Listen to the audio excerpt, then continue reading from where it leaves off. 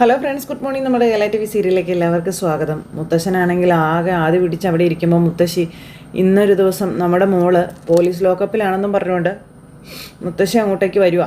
അപ്പോൾ അവിടെ നന്ദു ഉണ്ടെന്ന് ഞാൻ പറഞ്ഞില്ലേടോ എന്ന് ചോദിച്ചു. അപ്പോൾ ആരൊക്കെ ഉണ്ടെന്ന് പറഞ്ഞാലും അതൊരു വിഷമമല്ലേ എന്ന് മുത്തശ്ശനോട് ചോദിച്ചു.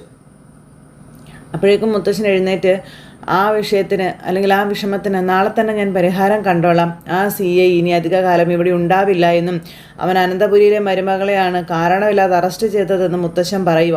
അതിൻ്റെ പിറകിൽ ആരാണെന്ന് മനസ്സിലാവുന്നില്ലല്ലോ എന്നങ്ങനെ പറയുമ്പം അതൊക്കെ മനസ്സിലാകും. ആദർശിനെ ഗൾഫിൽ ജയിലിലാക്കാനും അതുപോലെ തന്നെ അവനെ മുംബൈയിൽ തകർക്കാൻ ശ്രമിച്ചവരും തന്നെയാണ് ഇതിൻ്റെ പിന്നിൽ പ്രവർത്തിച്ചിരിക്കുന്നതെന്ന കാര്യം പറയണം. അവരെ കണ്ടെത്താൻ വേണ്ടിയിട്ടാണ് ആദർശിനെ ഞാൻ ചൂട് പിടിപ്പിച്ചതെന്നും അവനെന്തിനു വേണ്ടിയാണ് ഞാൻ അവനെ ഇറക്കി വിട്ടതെന്നും പറയുന്നു. അതിന് അവനെക്കൊണ്ട് ഇതുവരെ ഒന്നിനും കഴിഞ്ഞിട്ടില്ല. അതുകൊണ്ടാണ് ശത്രുക്കൾ വീണ്ടും വീണ്ടും കരുത്ത് ഇങ്ങനെ കാട്ടിക്കൊണ്ടിരിക്കുന്നത്. മൂർത്തി ജ്വല്ലറിയേക്കാളും കൂടുതൽ ഈ പറയുന്നവർ ഒന്നിക്കുന്നത് അനന്തപുരി തറവാടിനെ നശിപ്പിക്കാൻ വേണ്ടിയിട്ടാണെന്നുള്ള കാര്യമൊക്കെ പറഞ്ഞു. അവർക്ക് എങ്ങനെയും ഈ തറവാടിൻ്റെ അടിത്തറ തോണ്ടുകയാണ് വേണ്ടുന്നതെന്ന കാര്യവും പറഞ്ഞു. അപ്പോൾ അതിലേറ്റവും പ്രധാനപ്പെട്ടത് ആദർശിനെയും നയനെയും വേദനിപ്പിക്കുന്നതാണ്. അതവർ നന്നായി ചെയ്യുന്നുണ്ടെന്ന കാര്യവും മുത്തശ്ശൻ പറയുക. ഇന്നിപ്പോൾ നയനമോൾ അറസ്റ്റിലായപ്പോൾ എല്ലാവരും ഒരുപാട് വിഷമിച്ചില്ലേ? ഇന്നിനി പിന്നെ താൻ പറഞ്ഞതുപോലെ ഉറങ്ങാനൊന്നും പറ്റത്തില്ലടോ എന്നൊക്കെ മുത്തശ്ശൻ പറയുന്നു. പക്ഷേ നമ്മുടെ ഉറക്കം കിടത്തി ആരെയും സുഖമായി ജീവിക്കാൻ ഞാൻ സമ്മതിക്കില്ല എന്ന് മുത്തശ്ശൻ്റെ ശപഥവും. അങ്ങനെ മുത്തശ്ശൻ രണ്ടും കൽപ്പിച്ചു തന്നെയാട്ടോ. അനന്തപുരിയുടെ ഉറക്കം കിടത്തിയവരെ മുച്ചൂട് മുടിക്കും എന്ന വാശിയിലാണ് നമ്മുടെ മുത്തശ്ശൻ. അങ്ങനെ മുത്തശ്ശൻ ആ ഒരു തീരുമാനത്തിൽ ഇങ്ങനെ നിൽക്കുന്നു. ഇതേസമയം പിന്നെ കാണിക്കുന്ന നവീനും അതുപോലെ നരസിംഹൻ സാറും കൂടി ഇരുന്ന് ഇങ്ങനെ സംസാരിക്കുക. അപ്പം നയനയുടെ കാര്യങ്ങൾ. അപ്പോൾ ഈ കേസിൻ്റെ കാര്യം എങ്ങനെയാണ് മോനെ എന്ന് ചോദിക്കുമ്പോൾ എങ്ങനെയെങ്കിലും ഈ കേസ് എനിക്ക് ജയിച്ചേ പറ്റൂ, അത് ഞാൻ ആദർശേട്ടന് കൊടുത്ത വാക്കാണെന്ന് നവീൻ പറഞ്ഞു. അപ്പം ഞാനും മൂർത്തിയോട് പറഞ്ഞു, നീ കോടതിയിൽ പോകുന്നത് കൊണ്ട് പേടിക്കാനൊന്നുമില്ല എന്ന്, അതുകൊണ്ടാണ് നിനക്കൊപ്പം ഇരിക്കാമെന്ന് ഞാൻ വെച്ചതെന്നും പറഞ്ഞു. അപ്പോൾ തെളിവുകളുടെ ഒരു കുറവുണ്ട് മുത്തശ്ശ എന്ന് നവീൻ പറയുമ്പോൾ അതൊക്കെ എനിക്കറിയാം. പക്ഷേ അതോടൊപ്പം നമുക്കറിയാവുന്ന മറ്റൊരു സത്യമുണ്ട്, നയന നിരപരാധിയാണ് എന്നുള്ള സത്യം. കുറേ നാളായി മൂർത്തീസ് ജ്വല്ലറിയെയും കുടുംബത്തെയും തെരഞ്ഞു പിടിച്ച് ശല്യം ചെയ്തുകൊണ്ടിരിക്കുകയാണ്. അവിടെ നമ്മൾ മൂർത്തിക്കും കുടുംബത്തിനും ആശ്വാസം കൊടുത്തേ പറ്റൂ എന്ന് പറയുമ്പം നമ്മളിതൊക്കെ പറയുന്നുണ്ടല്ലോ മുത്തശ്ശ, പക്ഷെ എല്ലാം അറിയാവുന്ന മൂർത്തി സാറ് ആദർശേട്ടൻ MD സ്ഥാനം തെറിപ്പിച്ച് കളഞ്ഞില്ലേ? അവരെ വീട്ടിൽ നിന്ന് വരെ പുറത്താക്കിയില്ലേന്ന് ചോദിക്കുമ്പം വീട്ടിൽ നിന്ന് പുറത്താക്കിയിട്ടൊന്നുമില്ല, പക്ഷേ MD സ്ഥാനം തെറിപ്പിച്ചതിന് അയാളെ കുറ്റം പറയാനൊന്നും പറ്റത്തില്ല. അതിപ്പോൾ ഞാനായാലും അങ്ങനെ ചെയ്യുള്ളൂ. ബിസിനസ് വേറെ, ബന്ധങ്ങൾ വേറെ. അവിടെ കൊച്ചുമോനും ഇല്ല മുത്തശ്ശനും ഇല്ല എന്നൊക്കെ ഇങ്ങനെ ഇരുന്ന് നരസിംഹൻ സാറ് പറയുന്നു. അപ്പോൾ ബിസിനസ് പാളിപ്പോയാൽ അതിൽ ഉത്തരവാദി ആരായിരുന്നാലും അവരെ പുറത്ത് കളയണം. പക്ഷെ അതിൻ്റെയൊക്കെ പിന്നിൽ ഇപ്പോൾ ഈ കള്ളക്കേസിൽ നയനെ കുടുക്കിയവരുടെ പങ്ക് അത് വളരെ വലുതല്ലേ മുത്തശ്ശാന്ന് ചോദിച്ചപ്പം അതെ മോനെ, അത് കണ്ടെത്തി മൂർത്തി ജ്വല്ലറിയുടെ നഷ്ടപ്പെട്ടു പോയ പ്രതാപം തിരിച്ചു പിടിക്കേണ്ടത് ആദർശിൻ്റെ കടമയാണെന്ന് എനിക്കറിയാവുന്ന മൂർത്തി, ഞാൻ മനസ്സിലാക്കിയെടുത്തോളം കൊച്ചുമോനൊരു പരീക്ഷണമാണ് നൽകിയിരിക്കുന്നതെന്നും ഈ പരീക്ഷണത്തിൽ വിജയിച്ചുകൊണ്ടാണ് അവനവൻ്റെ കഴിവ് തെളിയിക്കേണ്ടതെന്നും നരസിംഹൻ അങ്കിൾ പറയുന്നു. ഏതായാലും ഈ കേസ് നീ മനസ്സിരുത്തി തന്നെ പഠിച്ചു, നാളെ നയനയ്ക്ക് അറ്റ്ലീസ്റ്റ് ജാമ്യമെങ്കിലും കിട്ടണമെന്ന കാര്യം പറഞ്ഞിട്ട് നരസിംഹൻ അങ്കിൾ അവിടെ നിന്ന് എഴുന്നേറ്റ് പോയി. നമ്മുടെ നവീൻ തല പോകഞ്ഞിരിക്കാം. അങ്ങനെ ഇരിക്കുമ്പോൾ നവീൻ്റെ ഫോണിലേക്ക് നമ്മുടെ അനി വിളിച്ചു. ഹലോ പറയടാ. എടാ, ഈ കേസ് എങ്ങനെയെങ്കിലും ജയിച്ചേ പറ്റുമെന്ന് അനി ഇങ്ങനെ പറയുക. എൻ്റെ വീട്ടിലുള്ളവർക്ക് ആർക്കും ഉറങ്ങാൻ പോലും പറ്റുന്നില്ലടാ, എല്ലാവരും ഇത്രയും വിഷമത്തിലാണെന്നൊക്കെ പറയുമ്പോൾ അതൊക്കെ എനിക്ക് അറിയാമെന്ന് പറഞ്ഞു നവീൻ. എടാ, അന്ന് എന്നെ രക്ഷിക്കാൻ വേണ്ടിയിട്ട് നീ എടുത്തായ ഒരു എഫേർട്ട് ഉണ്ടല്ലോ, അത് ഇവിടെയും വേണം അളിയാ. അപ്പം പറയേണ്ടവർ വിളിച്ച് പറഞ്ഞടാ, ഇനി നീ കൂടുതലൊന്നും പറയണ്ടെന്ന് നവീൻ അന്നേരം മനസ്സിൽ പറയുക. ഹലോ എടാ, എനിക്കതൊക്കെ അറിയാവുന്ന കാര്യങ്ങളാണല്ലോ, പിന്നെ നീ എന്തിനാ അത് പറയാനായിട്ട് ഇങ്ങോട്ട് വിളിച്ചത് എന്ന് നവീൻ അനിയോട് ചോദിക്കുന്നു. ഞാൻ 100% ആത്മാർത്ഥതയോടുകൂടിയാണ് എൻ്റെ ജോലി ചെയ്യുന്നതെന്ന് പറയുമ്പോൾ ശരിയടാ എന്ന് പറഞ്ഞു അനി. ശരിയെന്നും പറഞ്ഞു ഫോണും അങ്ങ് കട്ട് ചെയ്തു. അനി വിളിക്കുന്നത് ഇപ്പം നവീൻ ഇഷ്ടമേ അല്ല. അങ്ങനെ ഇരിക്കുമ്പം നവീൻ്റെ ഫോണിലേക്ക് അടുത്ത കോള് വേറെ ആരുമല്ല, നമ്മുടെ നന്ദു. അപ്പോൾ നന്ദുവിന് മെസ്സേജാണ് വന്നത്. അപ്പോൾ നവീനേട്ട ഉറങ്ങിയിട്ടില്ലെന്നറിയാം, നാളെ കോടതിയിൽ ചേച്ചിക്ക് നീതി കിട്ടണം, അതിന് വേണ്ടിയിട്ട് എന്തൊക്കെ തെളിവ് വേണം അതെല്ലാം ഞാൻ എത്തിച്ചു തരാമെന്ന് നമ്മുടെ നന്ദു നവീനോട് പറയുമ്പോഴത്തേക്കും നവീന് ഭയങ്കര സന്തോഷം. അപ്പോൾ അടുത്ത വോയിസ് അങ്ങോട്ട് തിരിച്ചു വിടുക. എൻ്റെ നന്ദു, നീ വെറുതെ മനസ്സ് വിഷമിപ്പിക്കാതെ സമാധാനമായിട്ട് ശാന്തമായിട്ടും ഇരിക്കും. എനിക്ക് എന്തായാലും ഒന്നും ഉറക്കമില്ല, ഈ കേസ് ജയിക്കണമെന്ന് നിന്നെപ്പോലെ തന്നെ എനിക്കും വാശിയുണ്ടെന്ന് നവീൻ തിരിച്ചങ്ങോട്ട് വോയിസ് നോട്ട് വിടുന്നു. അങ്ങനെ നവീൻ എങ്ങനെ ഇരിക്കാം. എന്തായാലും ഈ ഒരു കേസ് അത് വന്നത് ഒരു കണക്കിന് നന്നായി. പിന്നെ നന്ദുവിന് എന്നോടുള്ള ഒരു അടുപ്പം അത് കുറച്ചുകൂടി ശക്തമാക്കിയെടുക്കാൻ സാധിക്കും.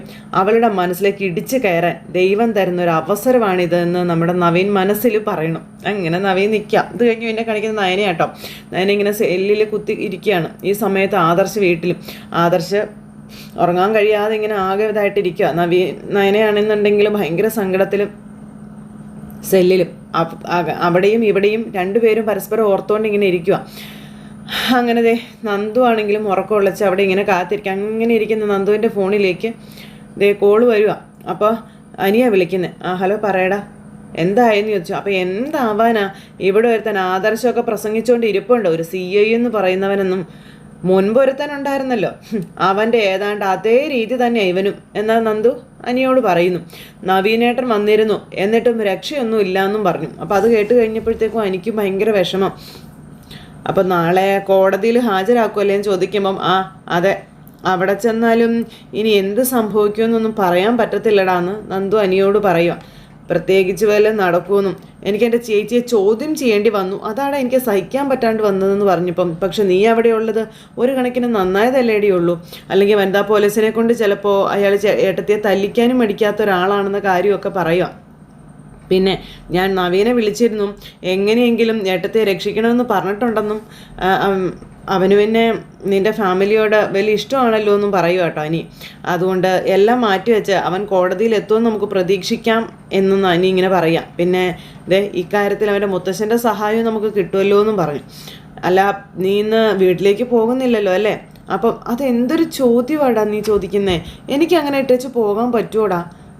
എന്തായാലും ആദർശേട്ടൻ അബദ്ധമൊന്നും കാണിച്ചില്ല, അല്ലെങ്കിൽ ആദർശേട്ടനും ഇപ്പോൾ ലോക്കപ്പിൽ കിടക്കേണ്ടതായിട്ട് വന്നേനെ. ഈ സമയത്ത് അത് കൂടുതൽ ദോഷം ചെയ്യുകയുണ്ടായിരുന്നുള്ളൂ. അപ്പോൾ അതൊക്കെ വെച്ച് തന്നെ അവർ കെണി ഒരുക്കിയിരിക്കുന്നത്. ഏട്ടൻ്റെ ഇടയ്ക്ക് ഇറങ്ങിപ്പോയതുകൊണ്ടാണ് പ്രതിയാക്കപ്പെടാതെ പോയത് എന്നനി പറയുമ്പം അതെ, ഇവിടെ ചേച്ചിയുടെ ഇപ്പോഴത്തെ ഒരു അവസ്ഥയും അതുപോലെ തന്നെ ഒരു സ്ത്രീയാണെന്നുള്ള പരിഗണനയും കോടതി കൊടുക്കാതിരിക്കില്ലല്ലോ എന്നും നന്ദു പറയുന്നു. അതിലാണ് ഇനിയുള്ള എൻ്റെ ഏക പ്രതീക്ഷ എന്നും നന്ദു അനിയോട് പറഞ്ഞു. പിന്നെ ഈ CI FIR ഇട്ടിരിക്കുന്നത് കുറച്ച് കുഴപ്പം പിടിച്ച രീതിയിലാണെന്ന കാര്യവും നന്ദു പറഞ്ഞു. ഇതൊരു വലിയ മാഫിയാണെന്നും അത് കണ്ടെത്താൻ പ്രതിയെ കസ്റ്റഡിയിൽ വേണമെന്നൊക്കെയാണ് അയാൾ പറഞ്ഞിരിക്കുന്നതെന്ന കാര്യവും പറഞ്ഞു നന്ദു. നവീനേട്ടൻ അതിനെ എങ്ങനെ പ്രതിരോധിക്കുമെന്നൊന്ന് നോക്കട്ടെ എന്നും പറഞ്ഞു. ശരി എന്നാൽ ഞാൻ നിന്നെ വിളിക്കാമെന്നും പറഞ്ഞ് ഫോൺ അങ്ങ് കട്ട് ചെയ്തു. അപ്പോൾ എപ്പോഴും ഏത് നേരവും കടിച്ചു കീറാൻ പാകത്തിന് വന്ന് നിൽക്കുന്ന ഒരുത്തനാണ് ഇവിടെ ഉള്ളത്. അവൻ്റെ കണ്ണിൽ പെട്ടാൽ ശരിയാവില്ല എന്ന് പറഞ്ഞു. എല്ലാം ഒന്ന് കഴിയട്ടെ, നമ്മളിതുപോലെ കുറേ എണ്ണത്തിനെ കണ്ടതല്ലേ എന്ന് അനി ചോദിക്കുക. അവനെയും കാണേണ്ട രീതിയിൽ തന്നെ നമുക്ക് കാണാമെന്ന് അനി നന്ദുവിനോട് പറഞ്ഞു. നന്ദു ഫോണും കട്ട് ചെയ്തു. അവൻ്റെ കാര്യം കട്ടപ്പോകാം. അവൻ്റെ നട്ടല് വലിച്ചൂരും നന്ദു, അത് ഉറപ്പാണ്. അത് കഴിഞ്ഞ് പിന്നെ നന്ദു നേരെ നയനയുടെ അടുത്തേക്ക് ചെല്ലുക കേട്ടോ. അപ്പോൾ നയനയാണെന്നുണ്ടെങ്കിൽ ഇങ്ങനെ വിഷമിച്ചിരിക്കുമ്പോൾ ചേച്ചി ഉറങ്ങിയില്ലേ എന്ന് ചോദിച്ചു. നന്ദു ഇല്ലയെന്ന് പറഞ്ഞു. നീ വീട്ടിലേക്ക് പോയിക്കോ മോളെ, ഇനിയിപ്പോൾ നാളെ രാവിലെ വന്നാൽ മതിയെന്ന് പറയുമ്പം അതൊന്നും പറ്റത്തില്ല. ഞാനിവിടെ ഇല്ലെങ്കിൽ അത് ശരിയാവത്തില്ല ചേച്ചി, എന്നെ ആരും ഒന്നും ചെയ്യില്ല എന്ന് നയന പറയുമ്പോൾ ചേച്ചി എങ്ങനെയെങ്കിലും ഒന്ന് ഉറങ്ങാൻ നോക്കാൻ നന്ദു നയനയോട് പറയാം. സാധാരണ ലോക്കപ്പിൽ കിടക്കുന്നവർക്ക് പരിഗണന കൊടുത്താൽ മതിയെന്ന് അയാൾ പറഞ്ഞിരിക്കുന്നതെന്നും നന്ദു പറയണു. എന്തായാലും അയാൾ പോയി കഴിയുമ്പോൾ ഞാൻ വേണ്ടുന്ന സംവിധാനങ്ങൾ ഒരുക്കി തരാമെന്നും പറഞ്ഞു. അപ്പോൾ അതിൻ്റെ ഒന്നും യാതൊരു ആവശ്യമില്ലെന്നും നാളെ കോടതിയിൽ വിധി എങ്ങനെയെങ്കിലും അനുകൂലമായാൽ മതിയായിരുന്നു എന്ന് പറയുമ്പം കേസ് ഏറ്റെടുത്തിരിക്കുന്ന നവീനേട്ടനാ, അതിൻ്റെ ഒരു ആശ്വാസം ഉണ്ട് എന്ന് നന്ദു പറഞ്ഞപ്പോൾ ഞാൻ പറഞ്ഞല്ലോ മോളെ, ഒരു കാരണവശാലും ആദർശേട്ടൻ ഇതിൽ പ്രതിയാകരുതെന്ന് പറയുമ്പം ഞാനും നവീൻ ഏട്ടനൊക്കെ പറഞ്ഞതുകൊണ്ട് ആദർശേട്ടൻ ആ കാറിലുണ്ടായിരുന്നു എന്നുള്ള കാര്യം ആദർശേട്ടൻ പറഞ്ഞിട്ടില്ല. അങ്ങനെ സമ്മതിപ്പിക്കാൻ തന്നെ ഒരുപാട് പാടുപെട്ടതാണെന്ന കാര്യവും നന്ദു പറയുന്നു. ആദർശേട്ടൻ്റെ മുത്തശ്ശന് അറിഞ്ഞിട്ടില്ലല്ലോ, പിന്നെ അറിയാതിരിക്കുമോ ചേച്ചി? എന്നാലും മുത്തശ്ശൻ ഇതിനകത്ത് പ്രതികരിക്കാതിരിക്കുന്നത് എന്തുകൊണ്ടാണെന്ന് എനിക്ക് മനസ്സിലാകുന്നില്ല എന്ന് നന്ദു ഇങ്ങനെ പറഞ്ഞു. അത്രയ്ക്കൊക്കെ ദേഷ്യം ഉണ്ടാവുമോ ചേച്ചിയോട് മുത്തശ്ശന്? അപ്പോൾ ഒന്നും അറിയില്ല മോളെ, എന്താ മുത്തശ്ശൻ ഉദ്ദേശിക്കുന്നതെന്ന്. ആദർശേട്ടൻ്റെ മുത്തശ്ശൻ പറയുന്നത് പോലെ മൂർത്തി ജ്വല്ലറിയുടെ ശത്രു നിസ്സാരക്കാരനായിരിക്കില്ല എന്നും അവരിനി ഒരിക്കലും മൂർത്തി ജ്വല്ലറി ഉയർത്തെഴുന്നേൽക്കാതിരിക്കാൻ വേണ്ടിയിട്ടാണ് ഇങ്ങനെയൊക്കെ ചെയ്യുന്നതെന്ന കാര്യവും നയന നന്ദുവിനോട് പറയുന്നു. അങ്ങനെയാണെന്നുണ്ടെങ്കിൽ ഇനി അനിയും വളരെ സൂക്ഷിക്കേണ്ടതുണ്ടെന്നും പറഞ്ഞു. അനിയാണല്ലോ ഇപ്പോൾ കമ്പനിയുടെ MD, അതുകൊണ്ടിനി എതിരാളികൾ നോട്ടമിടുന്നത് അനിയെ ആയിരിക്കുമെന്നൊക്കെ പറഞ്ഞ് ആ ഒരു ഇതെല്ലാം പറയാം. അപ്പം അങ്ങനെ ഈ കാര്യങ്ങളെല്ലാം സംസാരിച്ച് ഇത് തമ്മിൽ അങ്ങോട്ടും ഇങ്ങോട്ടും പോയി. ഇത് കഴിഞ്ഞ് പിന്നെ പിറ്റേന്നായി മുത്തശ്ശൻ ഇങ്ങനെ തിളച്ചവിടെ അങ്ങനെ ഇരിക്കുവാണ്. അങ്ങനെ വിഷമിച്ചിരിക്കുന്ന മുത്തശ്ശൻ്റെ അടുത്തേക്ക് ഇതേ വരുന്നു നമ്മുടെ മുത്തശ്ശി. അപ്പോൾ അങ്ങനെ മുത്തശ്ശിയെ കണ്ടു കഴിഞ്ഞപ്പോഴത്തേക്കും മുത്തശ്ശൻ ഇങ്ങനെ സങ്കടത്തോടു കൂടി ഇങ്ങനെ നോക്കുക. ഇന്നലെ ഉറങ്ങിയില്ല അല്ലേ എന്ന് മുത്തശ്ശി ചോദിച്ചു. അന്നേരം ഒട്ടും ഉറങ്ങിയില്ല എന്ന് പറഞ്ഞു. ഞാൻ ADGP ആയിട്ട് ബന്ധപ്പെട്ടിരുന്നതാടോ. അപ്പോൾ കള്ളക്കടത്ത് സ്വർണ്ണം ആയതുകൊണ്ട് ഒന്നും ചെയ്യാൻ പറ്റാത്ത സാഹചര്യമാണെന്നാണ് അദ്ദേഹം പറഞ്ഞതെന്ന് പറഞ്ഞു. അപ്പോൾ ഇന്ന് മോൾക്ക് ജയിലിലേക്ക് പോകേണ്ടി വന്നാലോ എന്ന് മുത്തശ്ശനോട് ചോദിച്ചു. എങ്കിൽ അവനെ ഞാൻ വെട്ടിക്കീറും, ആ CIA എന്ന് പറയുക. അപ്പോഴത്തേക്കും നമ്മുടെ ദേവയാനി അങ്ങോട്ടേക്ക് വന്നു. ദേവയാനി അങ്ങോട്ടേക്ക് വന്നപ്പോൾ ഇവർ രണ്ടുപേരും കൂടി സംസാരിച്ചുകൊണ്ടിരിക്കുകയല്ലേ. അപ്പോഴേക്കും ദേവയാനിയെ കണ്ടപ്പോൾ സംസാരം അങ്ങ് നിർത്തി. ദേവയാനിയാണെന്നുണ്ടെങ്കിൽ പൂജാമുറി കയറി പ്രാർത്ഥനയും കാര്യങ്ങളെല്ലാം കഴിഞ്ഞിട്ടാണ് വരുന്നത്. ഇന്നലെ ഒരു ദിവസം എൻ്റെ കുഞ്ഞ് ലോക്കപ്പിലാണ് കഴിഞ്ഞതെന്ന് ദേവയാനി വന്ന് ഇവരോട് പറയുക. ഇന്നിപ്പോൾ കോടതിയിലേക്ക് കൊണ്ടുപോകും അച്ഛാ, അവിടെ വെച്ചെങ്കിലും എൻ്റെ കുഞ്ഞിന് ജാമ്യം കിട്ടുമോ? അത് കഴിഞ്ഞ് അവൾക്ക് ജയിലിലേക്ക് പോകേണ്ടി വന്നു കഴിഞ്ഞാൽ പിന്നെ അങ്ങനെ ഒരു വാർത്ത കേൾക്കേണ്ടി വന്നാൽ ഈ വീടിൻ്റെ താളം തെറ്റും എന്ന് ദേവയാനി ഇങ്ങനെ പറയാം. അപ്പം നീയാണോ താളം തെറ്റിക്കാൻ പോകുന്നത് എന്ന് ചോദിച്ചപ്പോൾ പിന്നെ ഞാനിവിടെ നിൽക്കത്തില്ല എന്ന് പറഞ്ഞു ദേവയാനി. നിൽക്കണമെന്ന് ഞാൻ പറഞ്ഞോ? നേരത്തെയും അത് ഞാൻ പറഞ്ഞിട്ടില്ലല്ലോ എന്ന് മുത്തശ്ശൻ പറയാം. അപ്പം മോൾക്കൊന്നും സംഭവിക്കില്ല മോൾക്ക് ജയിലിലേക്ക് പോവേണ്ടിയും വരില്ല എന്ന് മുത്തശ്ശി ഇങ്ങനെ പറയാം. എന്നാലും ഇത്രയൊക്കെ സംഭവിച്ചിട്ടും അച്ഛൻ്റെ ഭാഗത്തു നിന്ന് ഒരു ശ്രമം പോലും ഉണ്ടായില്ലല്ലോ അച്ഛ എന്ന് ദേവയാനി. ഇതുപോലൊരു ക്രിട്ടിക്കൽ സ്റ്റേജ് വന്നപ്പോഴാണ് നരസിംഹൻ്റെ കൊച്ചുമോൻ കോടതിയിൽ ഹാജരായത്. അന്ന് അനി ഉൾപ്പെടെ നമ്മളെല്ലാവരും ആ കേസിൽ നിന്നും രക്ഷപ്പെട്ടു പോരുകയായിരുന്നില്ലേ എന്ന് മുത്തശ്ശൻ ചോദിച്ചു. അതേ നവീൻ തന്നെയാണ് ഇന്ന് കോടതിയിൽ ഹാജരാകാൻ വരുന്നതെന്നും പറഞ്ഞു. അപ്പം അതിലാണ് അച്ഛ ആകെയുള്ള പ്രതീക്ഷ എന്നും.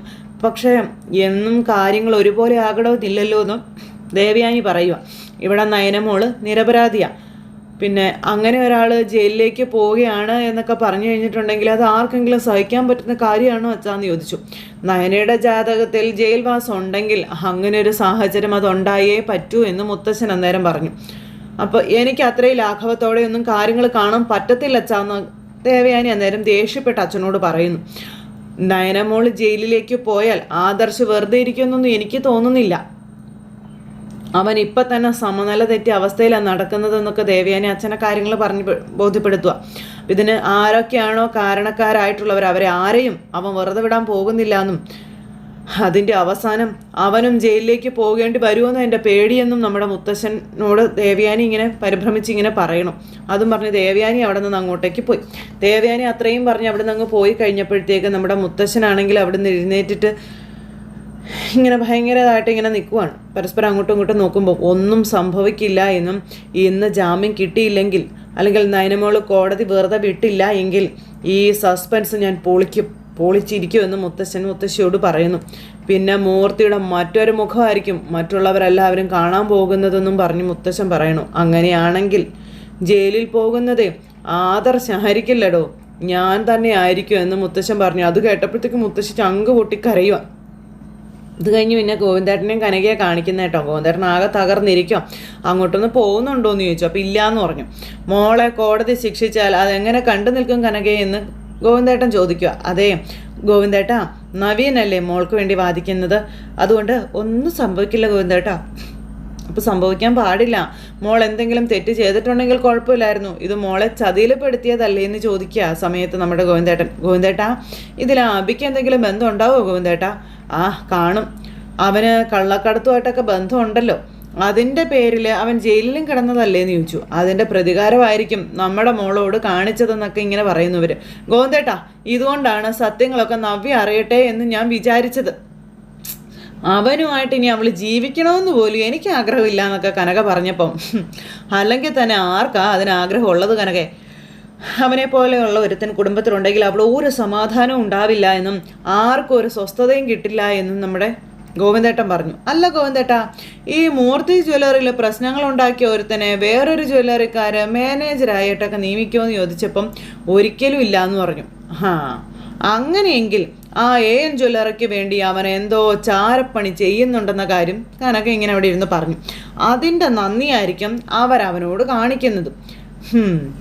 എന്നിട്ട് നവ്യ വിചാരിക്കുന്നത് അവളുടെ കഴിവ് കൊണ്ട് ജോലി കിട്ടിയെന്നാണ്. അപ്പം നീ അവളോട് സത്യം പറഞ്ഞിട്ട് പോലും അവളത് വിശ്വസിച്ചില്ലല്ലോ. അതിനുശേഷം നമ്മളെയൊക്കെ പ്രതികളാക്കിയിട്ട് അവൾ അവനെ കൂടുതൽ സ്നേഹിക്കുകയല്ലേ ചെയ്തത്. അതാണ് അഭിയുടെ ബുദ്ധി. പിന്നെ അവൻ ഇതൊക്കെ മുന്നിൽ കണ്ടിട്ട് വളരെ നേരത്തെ തന്നെ പ്രതിവിധി കണ്ടെന്ന് വേണം പറയാനെന്ന് പറഞ്ഞപ്പം ഗോവിന്ദേട്ട ദേ ഇപ്പം നയനമോളെ കോടതിയിലേക്ക് കൊണ്ടുപോയി കാണുമോ എന്നൊക്കെ കനക ഇങ്ങനെ ആകാംക്ഷയോടുകൂടി ചോദിക്കുന്നു. അങ്ങനെ ദേ കുറച്ച് കഴിഞ്ഞപ്പോൾ പിന്നെ കാണിക്കുന്നത് നമ്മുടെ പോലീസ് സ്റ്റേഷനാട്ടോ. പോലീസ് സ്റ്റേഷനും സിറ്റുവേഷനും കാര്യങ്ങളെല്ലാം കാണിക്കുന്നു. ആദർശ് പറഞ്ഞെത്തി രാവിലെ തന്നെ പോലീസ് സ്റ്റേഷനിലേക്ക്. അപ്പോൾ നയനെ ഇന്നാണല്ലോ കോടതിയിൽ ഹാജരാക്കുന്നത്. അപ്പോൾ കോടതിയിലേക്ക് കൊണ്ടുവന്നേക്കുമായിരുന്നു നയനയെയും അതുപോലെ ഡ്രൈവറെയും. CI ഉണ്ട്, നന്ദു ഒക്കെ ഉണ്ട്. അപ്പോൾ ആദർശ് ഇങ്ങനെ വന്ന് ഇവരെ കണ്ട് ആകെ വല്ലാത്തൊരു മാനസികാവസ്ഥയിൽ നിൽക്കുക. CI ഇതൊക്കെ കണ്ടങ്ങ് ആസ്വദിച്ചങ്ങ് നിൽക്കുകയാണ്. അപ്പോൾ അതേ നയനയ്ക്കാണെങ്കിൽ പ്രശ്നങ്ങളോ കാര്യങ്ങളും ഒരു കൂസലും ഇല്ല. കാരണം CIയുടെ മുന്നിൽ തോറ്റു എന്ന് കാണിക്കരുതല്ലോ. അപ്പോൾ എന്തിനാ ഇങ്ങോട്ട് വന്നത്? കോടതിയിലോട്ട് വന്നാൽ മതിയായിരുന്നല്ലോ എന്ന് CI ആദർശിനോട് ചോദിക്കാം. അവിടെയല്ലേ ഇനി കാണാനുള്ള കാഴ്ചകളൊക്കെ നടക്കുന്നത് എന്ന് CI ചോദിക്കണു. കളിയാക്കി ചോദിക്കുന്നതാണ്. അപ്പോൾ ഇന്നലെ ഉറങ്ങിയായിരുന്നോ എന്ന് ആദർശ് നയനോട് ചോദിച്ചപ്പോൾ കുറച്ച് ഉറങ്ങിയെന്ന് പറഞ്ഞു. ഇന്നലെ ഉറങ്ങി. ഉറങ്ങാത്തത് ഈ നിൽക്കുന്ന അനിയത്തിയാണെന്ന് CI പറഞ്ഞപ്പം ചേച്ചി ലോക്കപ്പിൽ കിടക്കുമ്പോൾ അനിയത്തിക്ക് ഉറക്കം വരത്തില്ല സാറെന്ന് നന്ദു ഇയാളോട് പറഞ്ഞു. അപ്പോൾ നിൻ്റെ വയറ്റിലൊരു കുഞ്ഞുള്ളതാ, അതിന് നല്ല ഉറക്കമൊക്കെ കിട്ടണ്ടേന്ന് ചോദിച്ചു. എല്ലാ ദിവസവും ഉറങ്ങുന്നുണ്ടല്ലോ എന്ന് CI. പിന്നെ ഒരു ദിവസം ഉറക്കം പോയെന്ന് കരുതി ഒന്നും സംഭവിക്കാൻ പോകുന്നില്ല എന്നൊക്കെ ഈ CI ഇങ്ങനെ പറയുവാണ്.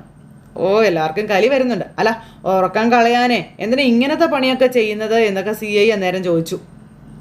ഒരു കുഞ്ഞു വയറ്റിൽ കിടക്കുമ്പോൾ ഏതെങ്കിലും പെണ്ണുങ്ങൾ ഇമ്മാതിരി പണിയൊക്കെ കാണിക്കുമോ? അപ്പോൾ സാർ കൂടുതലൊന്നും സംസാരിക്കേണ്ട എന്ന് പറഞ്ഞു ആദർശ. അപ്പം നീ പറഞ്ഞതിനുള്ള മറുപടിയാടാ ഞാൻ പറഞ്ഞതെന്ന് CI. അപ്പോൾ സാർ കോടതിയിലോട്ട് പോകാൻ ഇറങ്ങിയതല്ലേ, പിന്നെ എന്തിനാ ഇങ്ങനെ ഒരു സീൻ സാർ ഉണ്ടാക്കുന്നത്? അപ്പം ഞാനല്ലല്ലോ സീൻ ഉണ്ടാക്കിയത്, ഇവനെന്തിനാ ഇപ്പം ഇങ്ങോട്ട് വന്നതെന്ന് CI അന്നേരം അവിടെ വെച്ച് നന്ദുവിനോട് ചോദിച്ചു. പിന്നെ നീ വല്ല മൂർത്തിയുടെ കൊച്ചുമോനൊക്കെ ആയിരിക്കും. മൂർത്തി ജ്വല്ലറിയുടെ MD ആയ ആളും ആയിരിക്കും.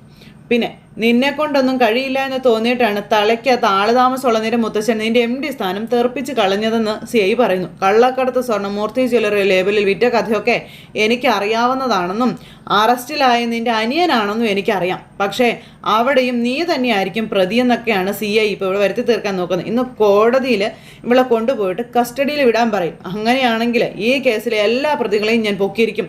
തൂനിഞ്ഞ് തന്നെയാണോ ഞാൻ ഇറങ്ങിയിരിക്കുന്നത്, നടക്കിങ്ങോട്ടോ എന്നും പറഞ്ഞുകൊണ്ട് CI എന്നിട്ട് അവിടെ നിന്ന് അങ്ങ് പോവാം. അപ്പോൾ നന്ദു ആണെങ്കിൽ നയനയും കൂട്ടിക്കൊണ്ട് അവിടെ നിന്ന് പോണു. അവരെ പോലീസ് ജീപ്പിൽ കയറ്റിക്കൊണ്ട് പോകുമ്പോൾ നയന തിരിഞ്ഞു നോക്കി നിൽക്കുകയാണ് ആദർശിനെ. ആദർശാണെങ്കിൽ നയനയുടെ ആ പോക്ക് കണ്ടിട്ട് തകർന്ന് ആ കാഴ്ച കാണാൻ കഴിയാത്ത രീതിയിൽ ഇങ്ങനെ നിൽക്കുന്ന ഒരു സിറ്റുവേഷൻ കാണിച്ചുകൊണ്ട് ഇന്നത്തെ നമ്മുടെ കഥ അവസാനിച്ചു. അപ്പോൾ എന്തായാലും ഇനി മിന്നും പ്രകടനം കോടതിയിലാണ്. ആ കോടതിയിൽ വെച്ച് ആരെയാണ് പൊളിച്ചെടുക്കാൻ പോകുന്നതെന്നൊക്കെ CI കാണാൻ പോകുന്നതേ ഉള്ളൂ. എന്തിനാ കാണാൻ പോകുന്ന പൂരം പറഞ്ഞറിയിക്കുന്നത്. അപ്പോൾ അങ്ങനെ നല്ലൊരു അടിപൊളി എപ്പിസോഡ് ഇന്ന് കഴിഞ്ഞു. ഇനി വരാൻ പോകുന്ന നല്ല അടിപൊളി കിടുക്കാച്ചി എപ്പിസോഡുകളായിരിക്കും. അപ്പോൾ ആരും തന്നെ മിസ് ചെയ്ത് കളയാതെ എല്ലാവരും കാത്തിരുന്ന് കാണണം കേട്ടോ. എല്ലാവർക്കും നല്ലൊരു ദിവസം ആശംസിക്കുകയാണേ. എല്ലാവരും തരുന്ന സപ്പോർട്ടിനും സ്നേഹത്തിനും ഒത്തിരി നന്ദി ഹൃദയത്തിൻ്റെ ഭാഷയിൽ അറിയിക്കുന്നു. അടുത്ത സൂപ്പർ ഹിറ്റ് കഥയുമായി കാണുന്നത് വരെ എല്ലാവർക്കും നന്ദി. അതോടൊപ്പം നമ്മുടെ ചാനൽ ആദ്യമായിട്ട് കാണുന്നവരുണ്ടെങ്കിൽ ഒന്ന് സബ്സ്ക്രൈബും കൂടി ചെയ്യണേ. തൊട്ടടുത്ത് കാണുന്ന ബെൽ ബട്ടൺ അമർത്തി കഴിഞ്ഞിട്ടുണ്ടെങ്കിൽ നമ്മുടെ വീഡിയോസിൽ എളുപ്പത്തിൽ കാണാൻ കഴിയുന്നതായിരിക്കും. അപ്പോൾ എല്ലാവരോടും 1000 നന്ദി അറിയിച്ച് നിർത്തുന്നു. ടാറ്റാ.